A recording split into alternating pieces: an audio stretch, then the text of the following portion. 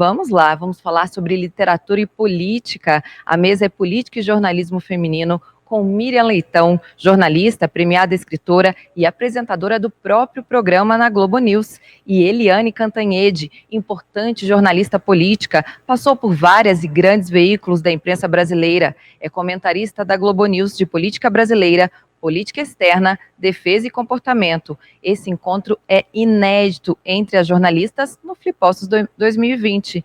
A mediação é de Mona Dorf, jornalista e apresentadora. Um oferecimento Editora Rocco. Mona, muito boa noite para você. E agora te desejo uma excelente live aí com essas duas jornalistas, aliás, com 3 jornalistas tão respeitadas por todo o Brasil. Muito boa sorte e é com você. Muito obrigada, boa noite a todos que nos assistem. Eu quero já introduzir as minhas colegas que já foram apresentadas, aliás, dispensam a apresentação, né, vou já convidá-las aqui para entrarem na tela conosco, a minha colega jornalista Miriam Leitão. Boa noite, Miriam.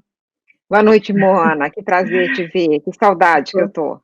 Pois é, que saudades, Miriam. Eu estava lembrando que a última vez estivemos juntas aí na Flipostos, justamente eu mediando uma live, uma entrevista por conta de um livro dela que eu adoro, que é o livro da Moeda Brasileira, a Saga Brasileira. Vamos já convidar também a nossa querida Eliane Cantanhede. Bem-vinda, Eliane.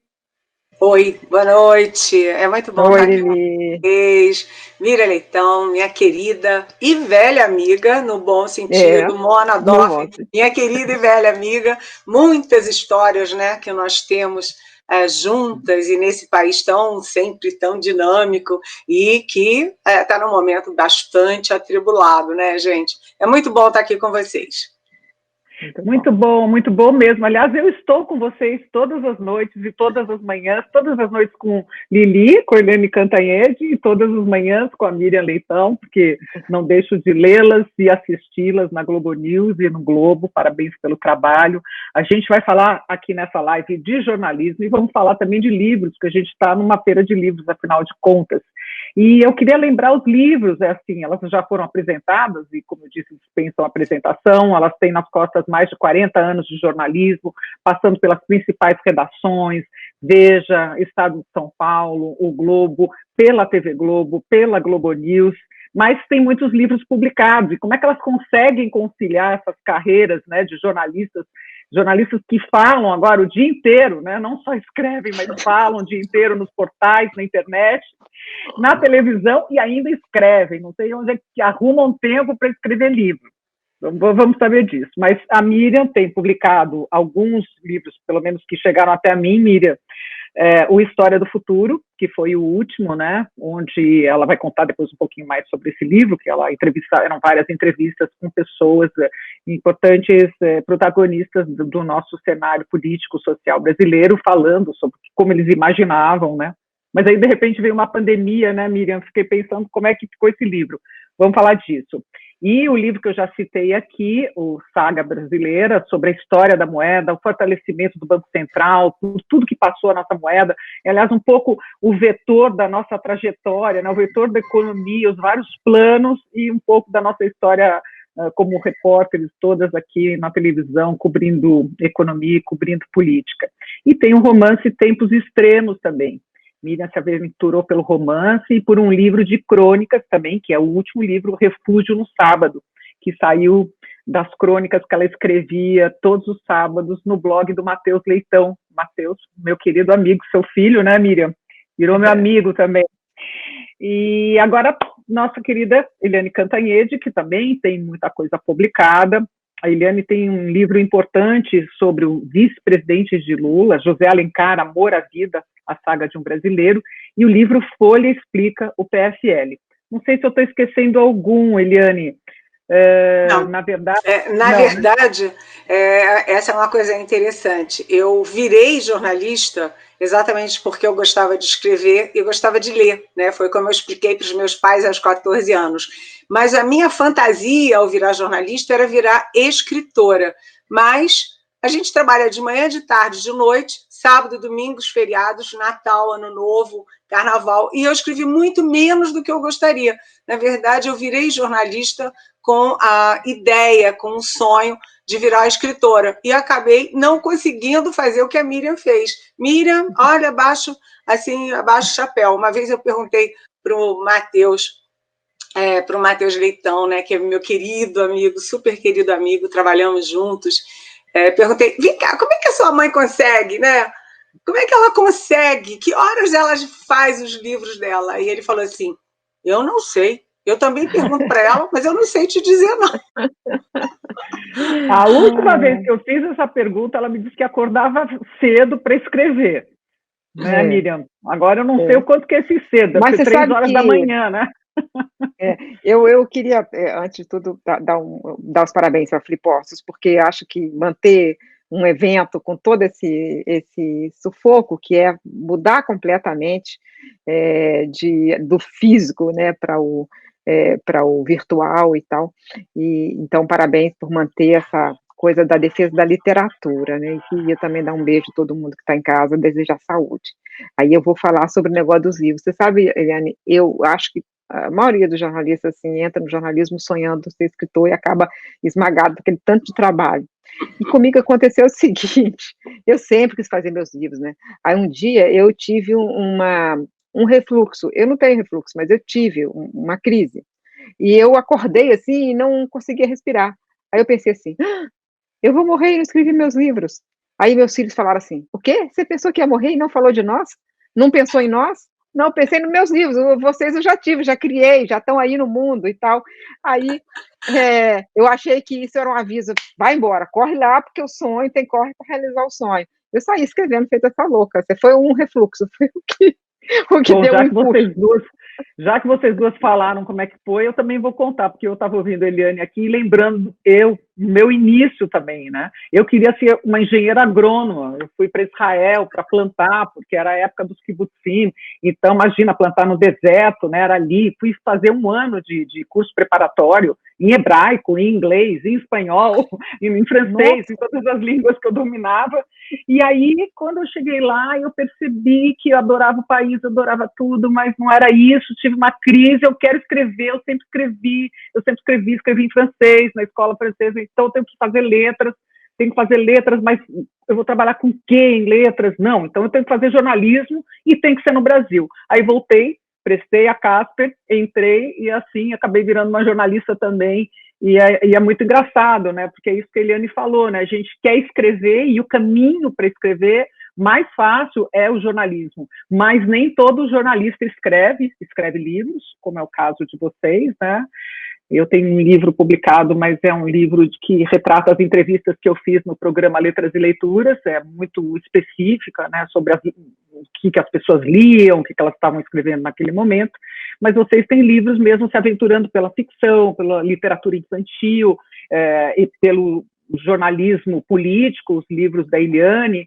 Então, eu já começo fazendo essa pergunta, e já começo para a Eliane e depois para a Miriam. Por que é importante que jornalistas escrevam?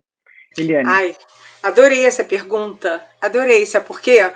Quando você olha, por exemplo, o Getúlio Vargas, uma grande referência política no Brasil, você demorou 50 anos para ter uma série de lançamentos com vários ângulos da biografia do Getúlio, né? Eu cito aí o Lira Neto, o engenheiro José Carlos Mello, enfim, foram vários que foram lançados, mas isso é um trabalho que exige pesquisa, exige um daqui, outro ali que está vivo, exige documento, é uma coisa de pesquisador que está olhando à distância, e o jornalista não. O jornalista está dentro, né? É o que eu sempre digo para jovens jornalistas. A gente tem que estar dentro o suficiente para ter informação, para perceber as personalidades, as histórias, o que está acontecendo, e longe o suficiente para não ter promiscuidade. Então, quando o jornalista faz uma biografia, e o jornalista tem uma tendência forte, tanto de ler biografia, eu adoro ler biografia, quanto de escrever, né? Você tem aí o meu Zé Alencar, como você tem Carlos Marque, que acabou de lançar o Teotônio Vilela, eu até fiz o prefácio. Você tem o Plínio Fraga, que escreveu sobre o Tancredo Neves. Enfim, são dois vieses muito fortes do jornalismo na literatura. Biografias, e você tem também as histórias das eleições ou de momentos que são dramáticos, que são muito revolucionários na história do país. Mas, enfim, e por que isso é importante? Porque você agrega aquele livro que vai ser lançado daqui a 50 anos, você agrega o calor, a percepção, a sensação, né? O meu livrinho sobre o PFL, por exemplo, eu gosto muito dele, sabe por quê? Há um preconceito quando a gente olha o PFL, as pessoas olham e dizem, aquele monte de gente de direita só pulou fora, isso vai fazer a dissidência por oportunismo, porque ia perder. E não foi assim. Tem todo um trabalho, tem toda uma consciência, tem toda uma articulação que tem ideologia, tem patriotismo, sabe? Então, eu acho que a visão quente do jornalista ao contar uma história, ao descrever uma biografia, é super importante. E é um legado para os historiadores que vão ver em retrospectiva, né? Depois. Você dá o calor da coisa, né? Miriam, quero te ouvir também. Mas... Olha, na verdade é o seguinte, nós jornalistas brasileiros temos um patrono um patrono meio inalcançável como exemplo, porque ele é um exemplo muito um ponto fora da curva, que foi Euclides da Cunha. Ele foi fazer uma reportagem, ele foi lá para cobrir um evento. Agora, o que seria de nós sem Euclides da Cunha lá? A gente não saberia o que foi aquilo que rasgou as veias do Brasil. Né? Assim, aquele livro é um livro muito forte, mesmo que você, quando lê, eu reli recentemente, e aí a gente fica bravo com ele, com o que ele mostra da época, o preconceito da época, o palavreado da época, o excesso de, uma coisa muito, a linguagem, mas ele revelou para o Brasil um evento que ninguém teria contado daquela forma, sabe? Então, os olhos do jornalista e os olhos do escritor ali se cruzam de maneira perfeita, né? Nem sempre será assim, mas eu acho que a importância desse livro, né, dos Sertões, que é um livro fundador do Brasil. Eu acho que a gente tem esse livro e tem, ao longo da vida, jornalistas foram escrevendo, às vezes se aventurando na ficção e fazendo boa ficção, e grandes livros de reportagens que servem muito aos historiadores. Na verdade, outro dia eu estava lendo a Bailarina da Morte, da Lira Schwartz e da Heloísa Starling, e eles foram buscar onde? Foram buscar nos registros dos jornais, porque, na verdade, poucos escreveram sobre aquilo. Os contemporâneos, né? Não teve os Sertões da espanhola, então elas tiveram que buscar, né, nos registros e foram encontrar principalmente não na literatura.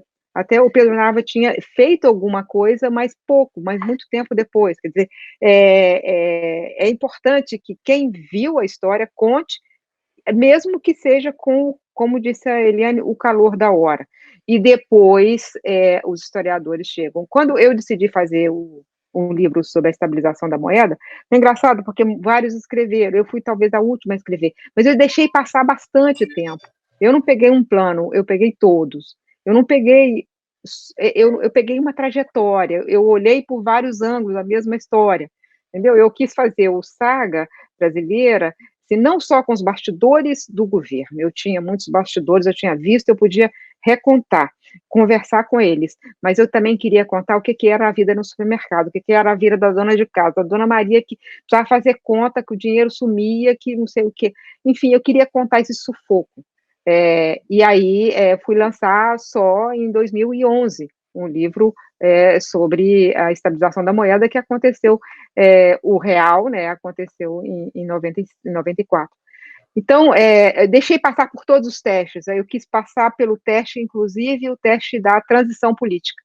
Quando o Lula chega e mantém, deixa de ser de um partido e passa de ser de um projeto de país. Aí eu fui escrever, mas assim, é muito bom, é muito intenso, porque a gente tem que conciliar com coisa louca da vida da gente, jornalista tem uma vida completamente enlouquecida, porque a rotina qual é? Não ter rotina. Não ter rotina. Você está ao sabor dos acontecimentos. Alguma coisa pode acontecer em algum momento e muda tudo, muda toda a sua agenda. Então, eu vou escrevendo com os pedaços do meu tempo, assim, porque, como a Eliane, como você, Mona, lá em Israel, o sonho, o livro é um sonho muito antigo, um sonho que está comigo, e eu venho realizando. E realizei tardiamente, mas, assim, estou muito feliz com a minha vida de escritora, muito feliz mesmo. Gosto muito de ter escrito, ter inventado de escrever para criança, quando meus netos nasceram. Eu gosto de todas as minhas invenções na literatura. Eu sou suspeita porque gosto tanto do livro que eu já insisti muitas vezes com a Miriam para ela vender uma série para a Globo, para a Globo News, de temporadas da nossa moeda brasileira, contando a saga, porque acho que tem tantos ingredientes tão interessantes. Você vai lá e fala para eles que dá uma série, quem sabe eles... Para o Globoplay agora. Não, porque é mesmo, assim, você, além de ter ido também buscar nos jornais, né, que até é uma técnica bastante antiga, né, eu estava lembrando aqui no Madame Bovary, quando o Flaubert escreveu a história, né, daquela história daquela mulher de província com um marido sem graça e que acaba tendo alguns romances e tal, e que foi o início, né, do romance já realista. Ele foi buscar nos faits divers, né, nos fatos dos jornais, e descobriu aquele caso daquele médico de província que tinha feito uma operação e não tinha dado certo e tal. E você fez mais do que isso, Miriam, porque você resgatou as histórias pessoais de cada uma dessas pessoas, uma que ia fazer a festa de debutante, o outro que, eu lembro, eu estava grávida, tinha uma cunhada que comprava frango para a família inteira, para mim não mandava frango, eu precisando alimentar uma criança.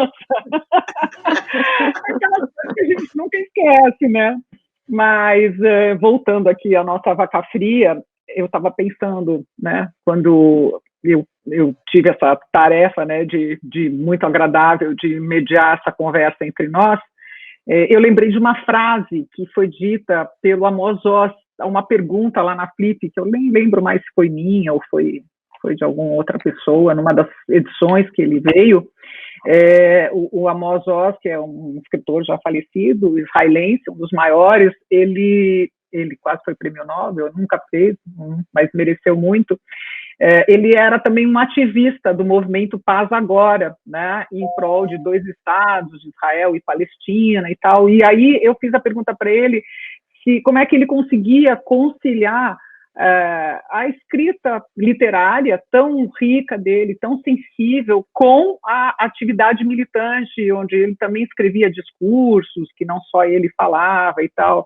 E ele falou uma coisa super bonita, que ele na verdade, ele falou assim: Mona, eu tenho 2 penas e eu não costumo misturar a pena que eu uso para escrever os discursos políticos com a pena que eu uso para escrever literatura. E aí fiquei pensando nisso quando soube da nossa live, porque eu falei, como é que será que a Miriam e a Eliane, de repente, abandonam aquela coisa da jornalista que está ali esperando uma fonte, mandar uma mensagem aqui, a redação chamar e tal, e larga tudo e se isola e vai escrever? Como é que é isso? Largar a pena política para ir para a pena literária? Olha, tem que ter uma... Né? Fala, Eliane, conta seu segredo. Não, pode ir lá, vai lá, Miriam. Vai lá. Não, pode você. Vai você, porque você começou e te atropelei. Uma das coisas que eu mais gostei de fazer nos últimos anos foi escrever a biografia do Zé Alencar. E o Zé Alencar, quando me pediram o livro, a Sextante me pediu o livro, eu disse, agora tem que correr, sabe por quê? Porque aqui muito entre nós, em família, o Zé Alencar já estava muito doente e eu tinha a pretensão de lançar o livro com ele vivo, né? Então eu sentei com ele e a minha primeira conversa demorou umas 5 horas mais ou menos com ele, e ele tinha feito na véspera uma sessão de quimioterapia pesada e foi tão... como aquilo dava vida para ele. Ele falar da própria vida, sabe? Ele tinha acabado de fazer, né, na véspera, a quimioterapia, e falar da vida dele foi como um sopro de vida. E era uma conversa super interessante e eu percebi que não era uma biografia, eram várias biografias, porque o Zé Alencar era um grande empresário, era um cara da direita que virou vice da esquerda, ele era um líder empresarial, ele tinha uma história de vida pujante, o garoto que cresceu descalço e pobre, virou tudo que ele virou, né? Então, era muito emocionante tudo, e eu passei os meses seguintes mergulhada na vida do Zé Alencar. Era uma coisa assim, eu tinha um computador só para aquilo, meu laptop exclusivo para o livro, onde eu tinha meus arquivos, onde eu tinha as minhas conversas, etc. Eu acordava de madrugada, dava aquele estalo, eu esqueci de anotar tal coisa, eu esqueci de fazer a pergunta. Eu acordava, ia de madrugada registrar tudo que eu tinha que registrar. E teve a Copa do Mundo, né, quando eu estava escrevendo, e juntava todo mundo na minha casa para ver a Copa do Mundo, e eu só conseguia parar o livro na hora que alguém gritava gol. Né? E eu conseguia escrever o livro e fazer tudo que eu tinha que fazer com a gritaria da Copa do Mundo, porque era tão importante, era tão absorvente aquilo tudo, que assim foi uma época muito, muito, muito forte da minha vida, foi escrever esse livro. Mas aí você tirou licença do dia a dia da redação? Eu não tirei licença nenhuma. Foi assim, eu trabalhava noites, manhãs, sabe? Eu acordava de madrugada, sábado, domingo, e aí eu tirei férias. Tive meu mês de férias para poder viajar, né? Eu fui lá na cidade da Miriam, porque ele era da cidade da Miriam, a Miriam conhecia bem o Zé Alencar, então eu viajei inclusive com o filho dele, que é um grande personagem, enfim, e aí aquela coisa de ir puxando fios da meada daquelas várias biografias simultaneamente. Eu acho que escrever, e principalmente escrever a biografia de alguém, escrever uma história, né, aprofundar aquilo, é fascinante, é uma das coisas mais emocionantes que eu fiz como jornalista. Bacana ver você mergulhando, né, nessa história de vida, né, de tanto empreendedorismo, muito legal, muito bonito. E Miriam, eu sei que ela separa bem, né? Mas separa por tempos. Eu separo por blocos assim do meu tempo, né? Os livros de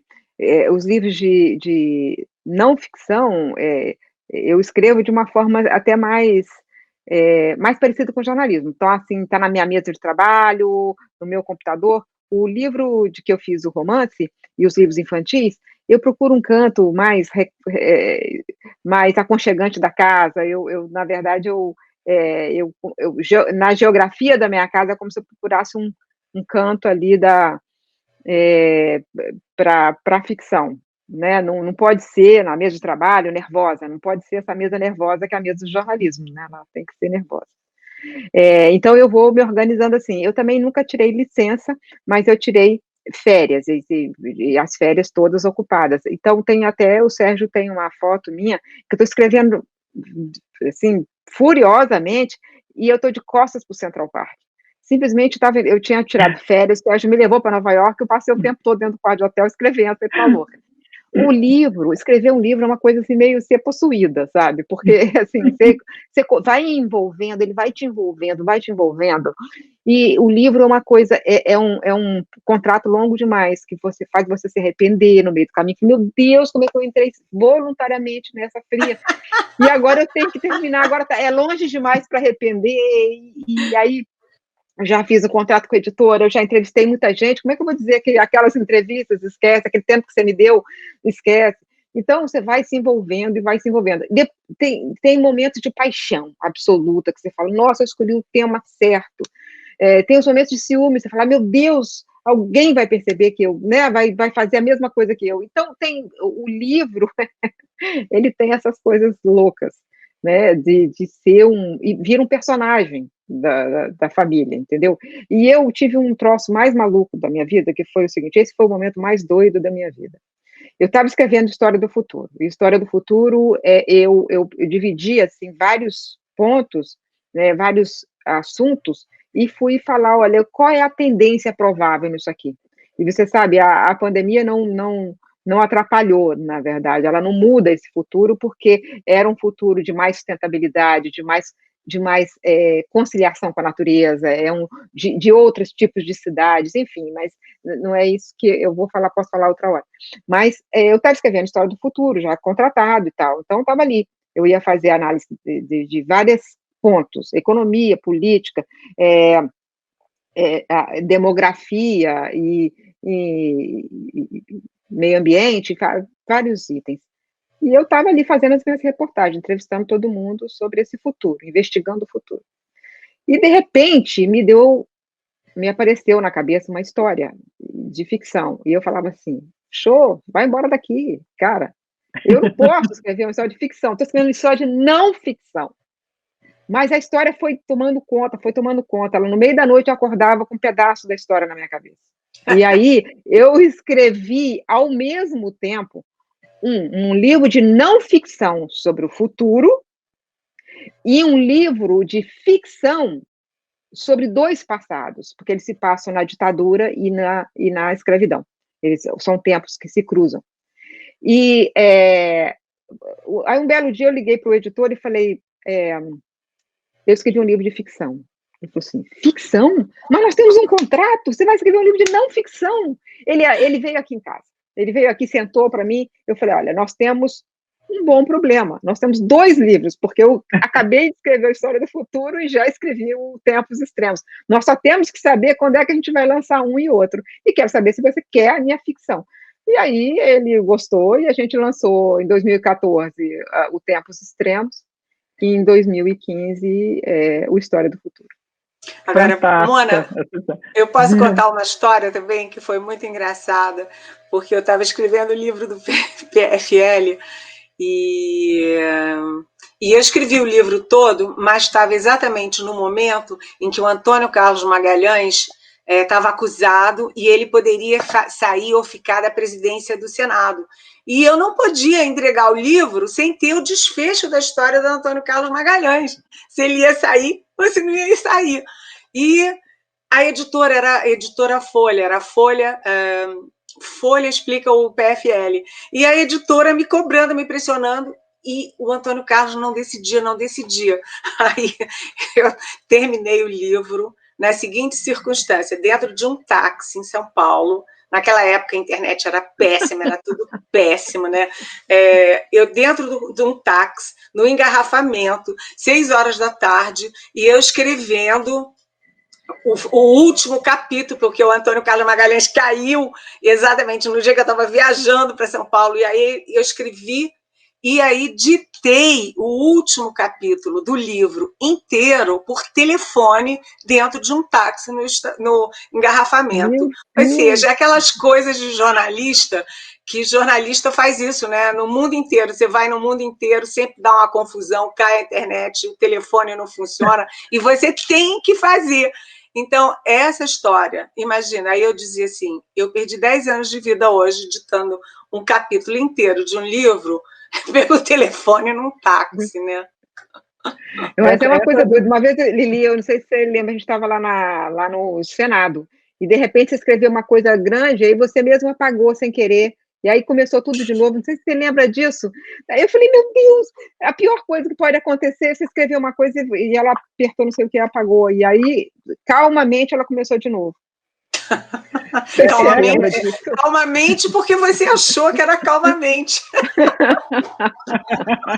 Só você sabe, né? Gente, muito deliciosas essas histórias, né, de bastidores dos livros, né?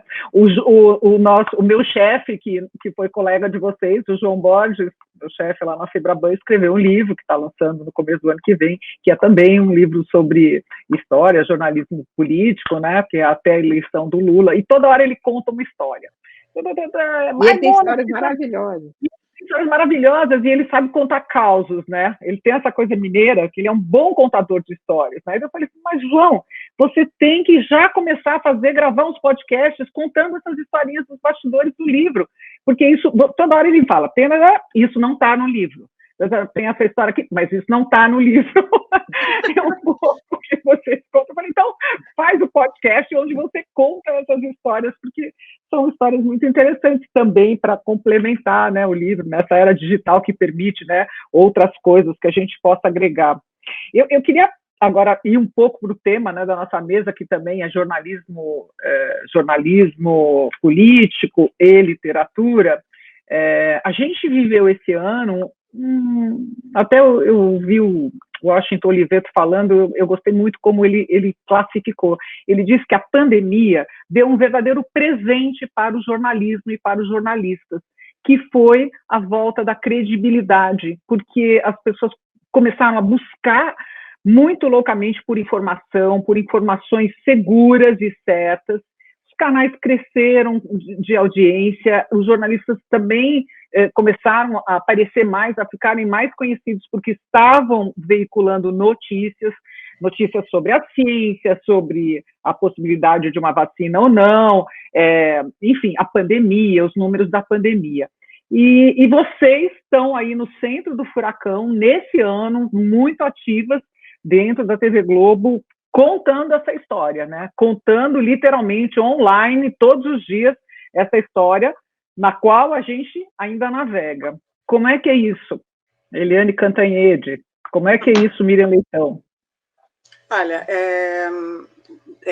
é preciso dizer, ainda não foi dito aqui, que além de eu ser do Globo News em Pauta, eu sou colunista do Estadão, né, do Jornal Estado de São Paulo, meu jornal do coração, é a terceira vez que eu trabalho lá, e eu também sou comentarista da Rádio Eldorado de São Paulo e da Rádio Jornal de Pernambuco.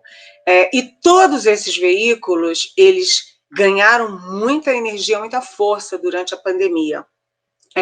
Primeiro houve essa questão mais de fundo, como você disse, Mona, da credibilidade.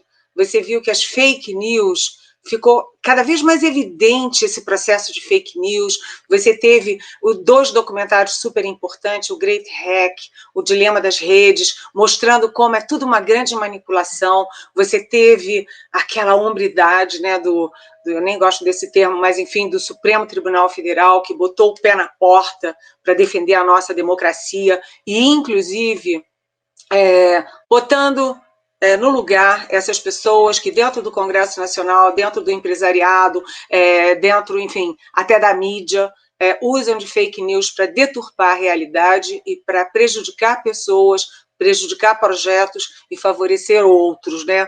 Isso foi uma questão de fundo, mas eu acho que também teve uma questão de forma. Como as pessoas todas ficaram muito trancadas em casa, né? As pessoas tiveram mais tempo para ligar a televisão, para ouvir a notícia e gostaram, para ligar o rádio, ouvir a notícia e gostar, para ler jornal. Então, eu acho que houve um encontro da forma com o conteúdo. A demanda por um conteúdo de credibilidade, confiável, e também o tempo, a chance de ficar perto e próximo, né? Próximo do veículo.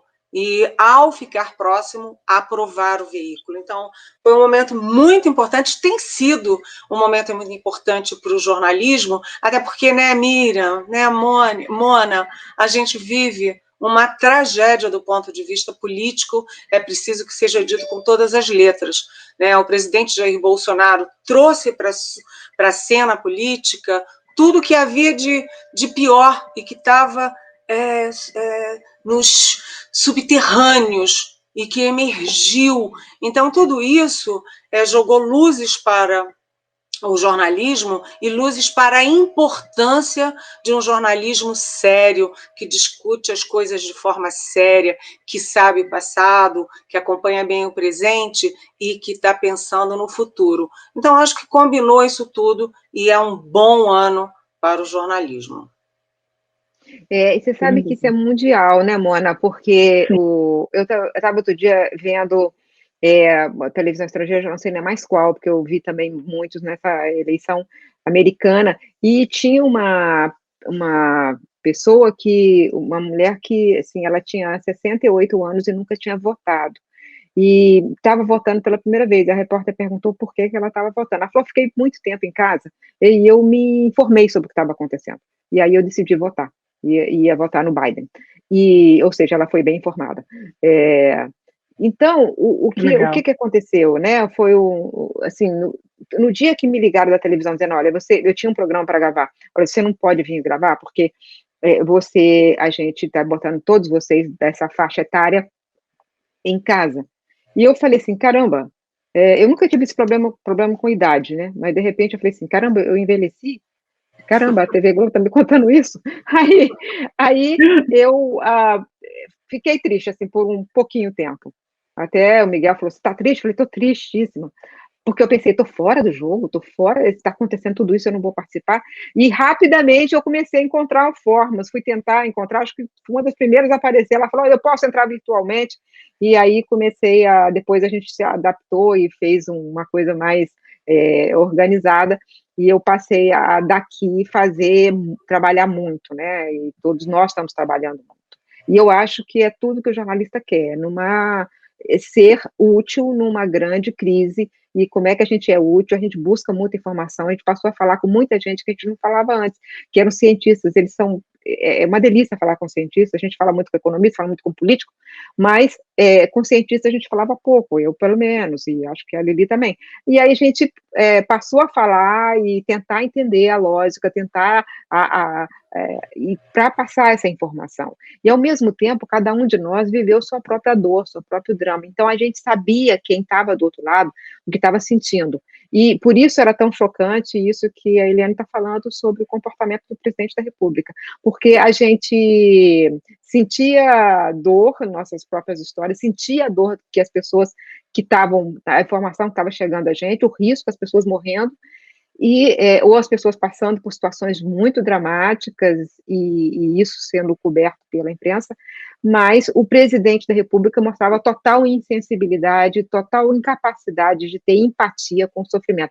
Então, isso que é o mais chocante, mais do que qualquer coisa sozinha que ele tenha dito, é o conjunto, é todo o comportamento durante a crise, todo o comportamento durante essa pandemia, né? Nós estamos enfrentando a maior tragédia sanitária da história do Brasil, e o presidente da República se comporta como se fosse um passeio, ofende as pessoas que sofrem e que se cuidam. Então, isso é muito chocante, assim, é muito forte para a gente. E, às vezes, a gente tem que comentar e tem que saber como balizar o comentário até, né, para passar para as pessoas o que aquilo significa, ou para que as pessoas se sintam refletidas naquela indignação que a gente está demonstrando diante de cada fato, ou explicar um evento, ou explicar a consequência de um fato. Então, de repente, a gente também ficou se sentindo útil, que é tudo que o jornalista quer ser.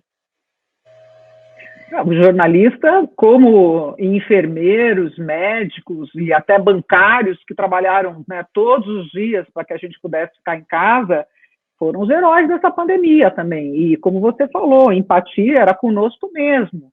O que seria da gente se não tivesse o consórcio, né, das 5 grandes dando os números da Covid, né, porque o presidente decidiu que não era o caso de dar. O que seria da gente, brasileiro, ouvindo os telejornais, sem os comentários de vocês, para sinalizar os sinais trocados que se passavam quando alguém ia direto para uma manifestação e se aglomerava, quando não era, se recomendava o isolamento social, ficar em casa, fique em casa. Aí você via aquelas cenas dominicais em Brasília, uma loucura, né? Até hoje a gente está de novo com uma volta aí muito forte, que a gente sabe, né, dos números da Covid, porque as pessoas estão se aglomerando achando que a coisa acabou, mas não acabou, né? E aí eu pergunto para vocês uma outra coisa, que vocês são vítimas, né? Porque o que aconteceu? Que com a internet todo mundo começou a falar, todo mundo diz, todo mundo se acha, todo mundo emite opinião, e fica aquela história, né? No Twitter, que eu vejo às vezes Fernando Cantanhede, para minha amiga Mônica, minha amiga Miriam. Mas quem é você? Quem é você? Quer dizer, como assim, tentando desacreditar o jornalista, que é aquele cara que vai, que investiga, que checa a fonte. Toda vez que me passa uma notícia, toda hora eu recebo aí do Sírio-Libanês que está cheio, o Einstein que está cheio, que voltou a Covid, eu falo: você sabe quem mandou essa notícia? Você conhece essa fulana? Não repasse. porque pode ser uma mentira, pode ser uma notícia falsa, né? Não, mas a internet equalizou tudo. Então, pergunto para vocês, como é que é lidar com esses haters de internet, com esses ataques diários, que até em entrevistas de literatura a Miriam é atacada. Se aqui tivesse um chat, a gente estaria sendo atacado, provavelmente, apesar de estar na Flipostos. Como é que é isso, gente? Eu fico me colocando empaticamente na pele de vocês e sofrendo. Vai, Miriam. Primeiro é do jogo, assim, alguma coisa é do jogo. Criticar é normal, né? A gente está muito. Eu estou aqui falando em várias janelas, a Liane também. Então a gente tem jornal, tem rádio, tem televisão, tal, e a gente dá opinião e a gente, claro, que a gente forma opinião buscando informações para que a opinião seja apenas um palpite, né? Seja realmente uma opinião. Então as pessoas podem gostar ou não gostar. Isso é do jogo, criticar é do jogo, né?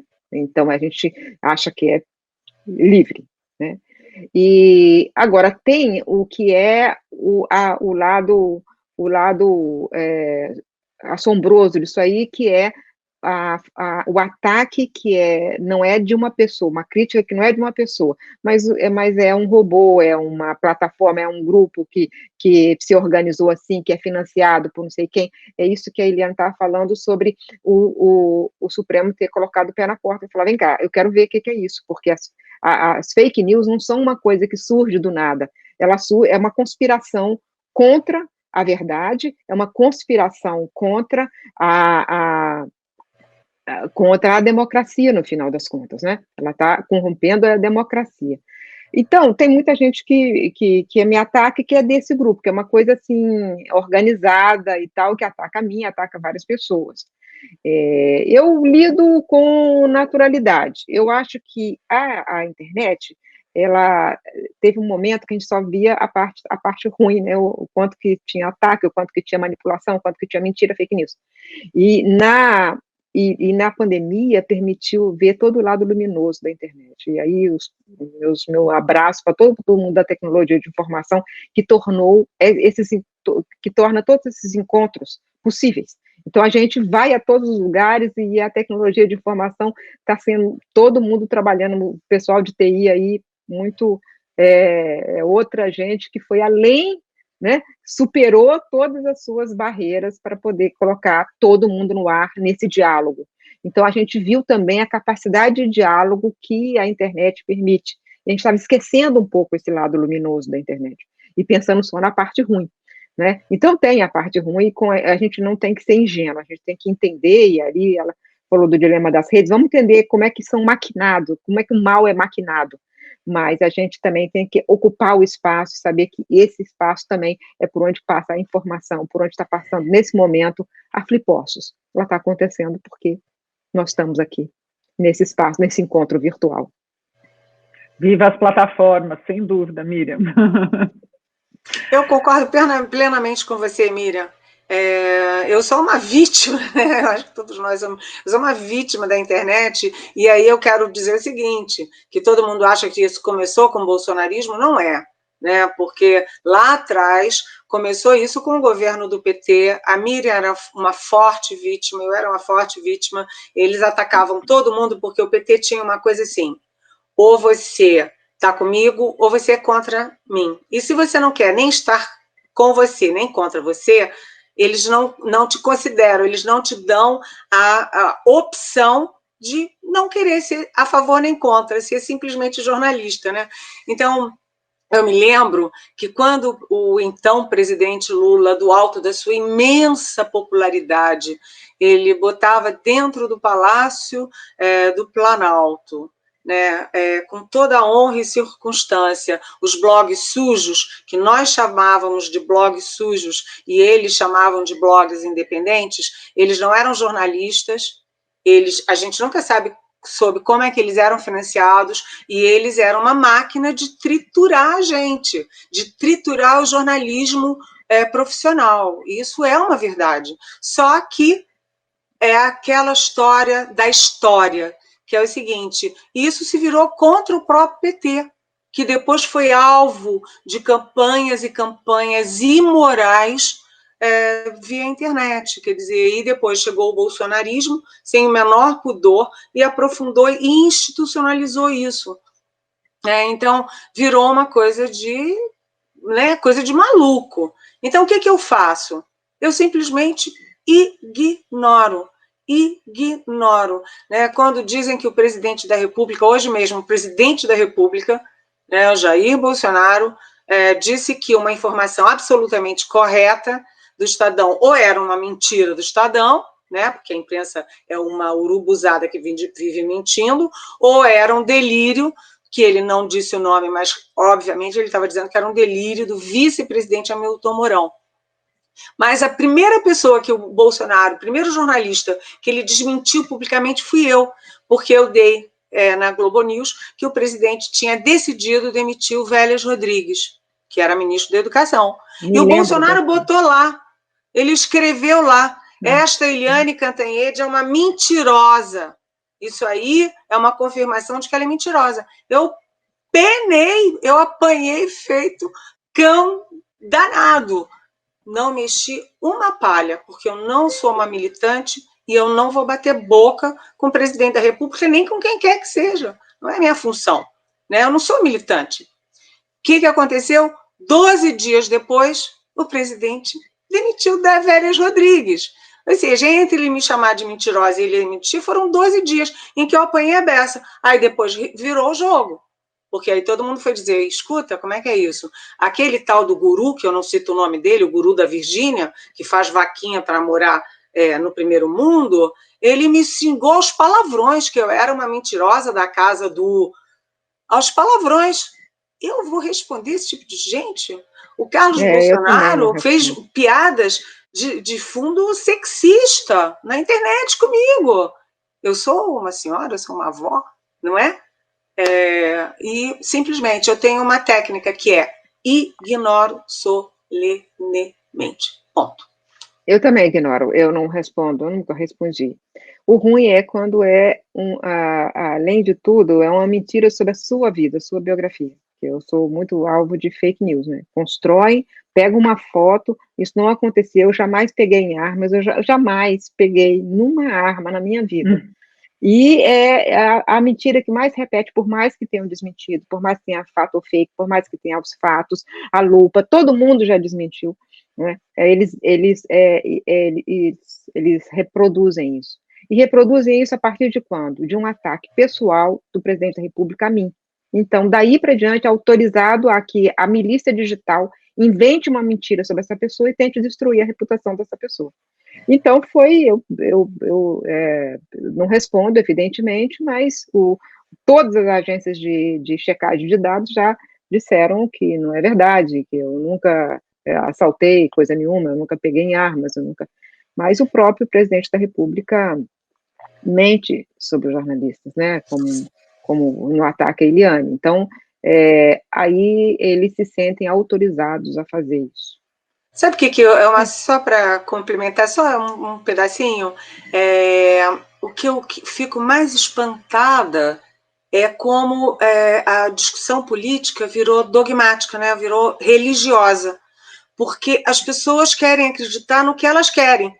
Então, por exemplo, todo mundo sabe que a Miriam Leitão nunca pegou em armas, que ela não era, enfim, todo mundo sabe, já teve milhões de desmentidos, mas quem quer acreditar, acredita, e acredita em qualquer coisa. Eu tenho amigas muito bem formadas, inteligentes, preparadas, amigos e amigas, que acreditam nas fake news mais absurdas. Basta botar um sujeito de terno e gravata, com óculos pesado, dizendo que é um médico da, sei lá, Nova Zelândia, o doutor Zin Chuan, não sei o quê.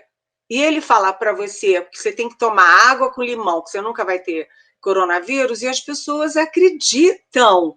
Isso, para mim, é uma coisa assim, uma patologia social que tem que ser estudada. Como é que pessoas racionais perdem a racionalidade por conta de fake news? Quer dizer, nós não somos ignorantes, Nós temos capacidade de ler, avaliar, pesquisar na dúvida, As pessoas acreditam e multiplicam uma informação errada, que atinge a Miriam com uma mentira, que é grave, sabe? Porque é uma mentira, sabe? Então, eu acho que a internet é fantástica, maravilhosa, né? Um mundo, eu não consigo ver um mundo sem a internet, mas eu acho que algum tipo de detesto a palavra controle, porque é muito, mas enfim, algum tipo de limite, de contrapeso é preciso para preservar a realidade. Porque existe uma máquina de produzir a mentira, então essa máquina tem que ser combatida. Uma coisa é uma pessoa inadvertidamente passar uma coisa adiante, outra coisa é construção de como é que eu atinjo, como é que eu desmoralizo essa pessoa. Isso aí tem muito dinheiro envolvido, é uma máquina de ódio, como diz a Patrícia Campos Melo, uma máquina de ódio, de fato, né? Engraçado é que o argumento que eu usei para uma das vezes, né, falar, olha, é o seguinte, não, eu não estava nesse assalto simplesmente porque eu tinha 15 anos e morava em Caratinga, eu nunca tinha saído de Caratinga, então, assim, eu não tinha nem idade. Até porque eu ia dizer que na hora de fazer mentira, eles erraram na faixa etária, eu não tinha nem 15 anos, tinha 14 para 15 anos, e eles estavam achando que eu estava assaltando banco em São Paulo. Então, é isso que me disseram. Então, que disseram sobre mim. Então, não bate nem com a minha data de nascimento. Eu estava pensando nisso, quando eu comecei a trabalhar na Abril Vídeo ali lá atrás, a Miriam já era uma repórter e era muito jovem, já repórter de Veja ali, fazia o Veja Entrevista na Abril Vídeo, lembra, Miriam, na TV Gazeta? Lembro. É assim que eu a conheci e já admirava, porque a Miriam já era uma repórter, né? Ela não teria tido esse tempo de carreira para pegar carreira no crime. E fazer, né? Bom, a gente está chegando aqui, se aproximando um pouco do final, eu queria voltar a falar um pouquinho de livros, a gente está vendo as prateleiras de todo mundo lá atrás, está muito linda essa imagem, tomara que a Gisele tire uma foto da gente, tem nós três, né? Com as plataformas, elas invadiram as casas e a gente vê os livros e as bibliotecas de todo mundo, essa aqui é uma parte da minha, tem uma outra na sala, e eu queria perguntar se vocês estão conseguindo ler na pandemia, se vocês leram alguma coisa de interessante que a gente possa recomendar e tal. E também uma outra pergunta, a gente falou um pouco aqui de narrativas e narrativas falsas, né? Qual seria a narrativa que Eliane Cantanhede gostaria de contar o ano que vem? E Miriam Leitão também. Bem, olha, eu vou confessar que eu tenho lido pouco. Uma coisa que eu descobri na pandemia é que home office não é fácil. Eu pensei assim, quando me botaram, igual a Miriam, né? Olha, Liliane, você não vem mais por causa da questão da faixa etária, você vai trabalhar em casa. E aí eu fiquei sem chão, porque desde os 19 anos que eu sou a chamada rato de redação. Eu adoro redação, adoro, inclusive, aquela gente jovem, barulhenta de redação, eu adoro, né? E aí eu pensei, bem, vamos pensar de um lado positivo. E aí eu pensei, vou ficar em casa, vou ter mais tempo, vou ler meus livros. Nada disso. Você acorda às 8 da manhã, o telefone já está tocando, passa o dia inteiro, aí tem a live, aí tem a entrevista do The Guardian, aí a BBC não sei o quê, aí você faz a televisão, aí tem que escrever a coluna. É uma loucura! E muita live, né? Como a gente está fazendo agora. Então, eu estou trabalhando, sinceramente, de 8 da manhã até as 10h30, 11 horas da noite, todo santo dia. Tem sido muito, muito pesado. O livro que eu li agora, o último livro que eu li domingo, que eu peguei e li o dia inteiro, assim, quase escondida, foi o livro do João Marcelo Boscoli, sobre Elis Regina, porque eu gosto dos dois. Eu adoro Elis e gosto muito de ouvir o João Marcelo na CBN. Eu acho que ele é muito... Eu gosto do não preconceito dele quando ele fala de música, sabe? Poxa, ele ter como referência Elis Regina, César Camargo Mariano, João Bosco, sabe? Ele sabe muito, né? Ele consegue não ter preconceito. Então, eu peguei o livro e li de cabo a rabo, assim, tipo, de pijama, sabe? Fui tirar o pijama e tomar banho quando acabei o livro. Mas está difícil arranjar tempo para ler o que eu gostaria de ler. Eu sou dessas que compra, e vou empilhando. A minha casa é empilhada de livros, porque um dia eu vou ler, sabe? E nunca me acostumei com Kindle, cá para nós. Eu gosto de livro, pegar o livro, cheirar o livro, abraçar o livro. Eu também eu gosto, tenho também muita coisa no Kindle, claro, mas eu gosto do livro de papel, eu acho mais emocionante. E, na verdade, eu tenho conseguido ler, assim, também, como disse a Eliane, brigando com o tempo, né? Abre um espaço aqui porque eu vou ler. E aí, lendo muito mais devagar do que normalmente, mas eu li recentemente um livro, acabei, estou no finalzinho, o Amazônia, a história da Amazônia, do Márcio de Souza, que é uma maravilha de livro, tem uma quantidade de informação tão grande, então você tem que ler devagar, de vez em quando você volta. Só que eu fui marcando, assim, fui marcando, e fui botando etiquetinho, aqueles negócios assim, e o livro está todo cheio de marca. E o problema é que está autografado para o Sérgio que esteve com ele e pegou o autógrafo, e eu li o livro, assim, de forma intensa, porque eu precisava dessa coisa intensa, né, com o livro. Então, eu tenho conseguido ler um pouco, comecei a ler, não terminei ainda, o Bailarina da Morte, porque é um livro muito interessante sobre, né, como é que o Brasil lidou com a pandemia da gripe espanhola, e as semelhanças e os erros e a maneira como lidar, então, com tudo, muita informação boa, tem muita coisa boa para ler, né, mas, como disse a Eliana, a gente está trabalhando muito intensamente mesmo. Eu li também, eu gosto de biografia, né? Adoro biografia e história, né? Os livros do Hélio Gaspari, para mim, né? Os 5 livros do Hélio Gaspari, eu amo de paixão, né?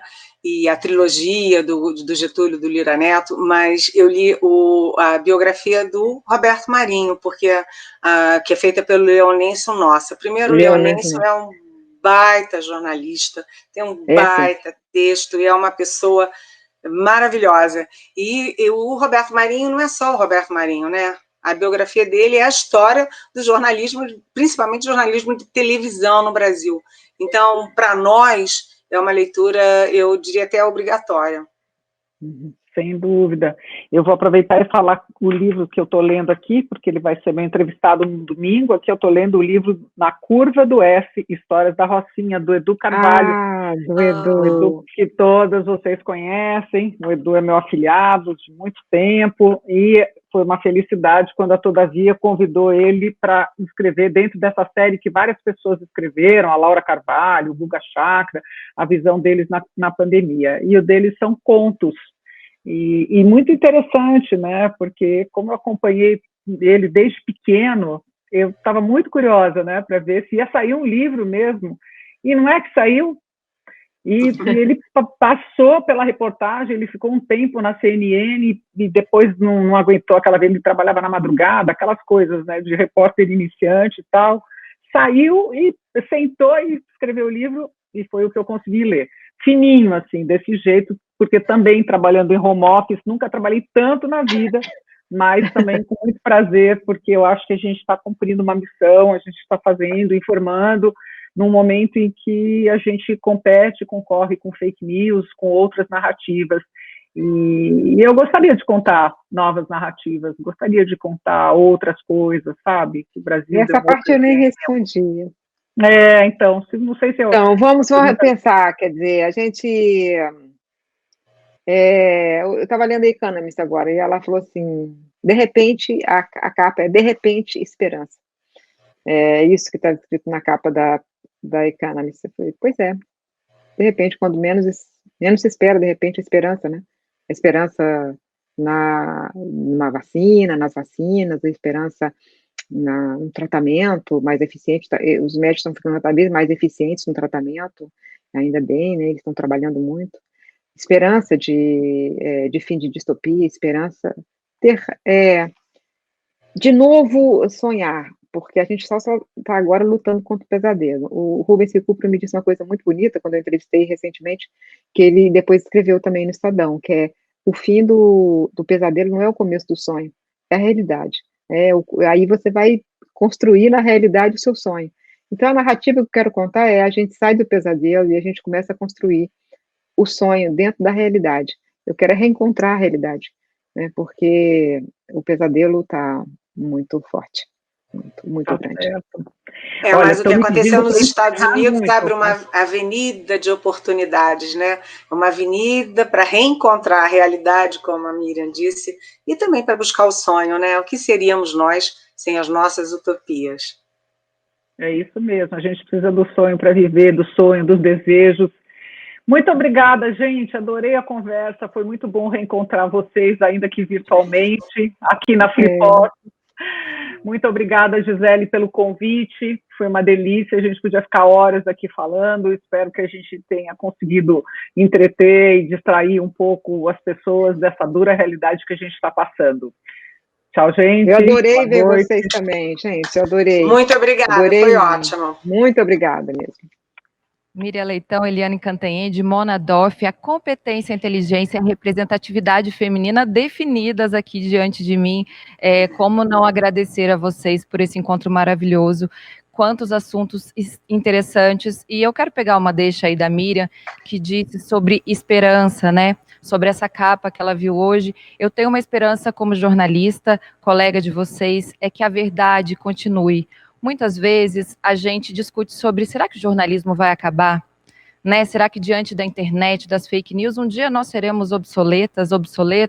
Mas a esperança é que a verdade prevaleça, especialmente pela biografia e pelo trabalho de vocês três e de tantas outras colegas que nos representam tão bem e que defendem a democracia desse país.